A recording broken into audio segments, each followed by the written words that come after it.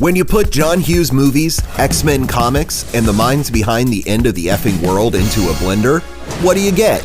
A giant ass jellyfish.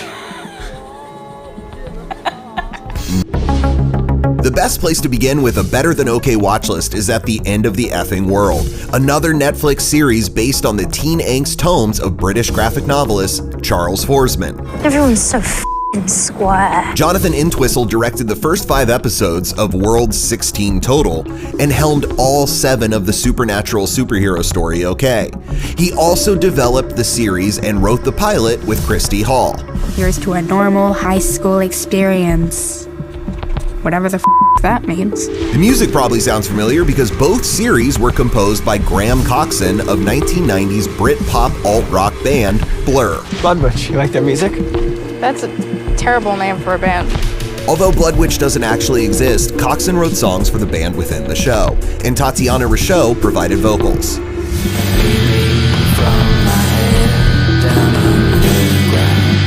If you love the darker side of OK's wit, add 1999's Ravenous to your watch list. A crazy cannibalistic horror flick with a score by fellow Blur rocker Damon Albarn, the only feature score he's composed to date. You was licking me! If man-eaters are your thing, consider this child chomper and add It and It Chapter 2 to the better than okay watch list, since stars Sophia Lillis and Wyatt Oleff have been reunited once more in OK. This time to fight inner demons instead of its demon clown. I'm fine. What's wrong with you? None of your business. The 2 teen stars feel plucked right out of an 80s John Hughes classic, and there are some clear Breakfast Club references, especially in episode 5, although Jonathan Entwistle insists that their actual inspiration was the Dawson's Creek Season 1 episode Detention, which itself was a reference to the Breakfast Club. Hello everyone, and welcome to Saturday Detention. Detention is not about fun and games. Producer Sean Levy, who is also responsible for bringing the Duffer Brothers' Stranger Things to Netflix, promised the show would be Lady Bird meets X-Men.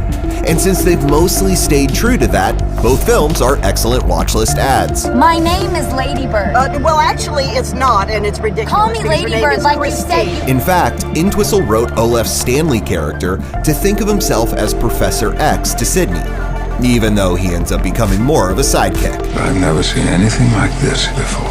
Entwistle and Levy name-checked Freaks and Geeks, My So-Called Life, and even Game of Thrones as small screen influences on Season 1.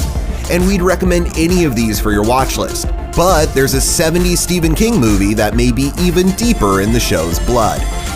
Dear Diary, go yourself. We won't spoil it here because episode 7 is a horrifying laugh-out-loud delight. Shut up!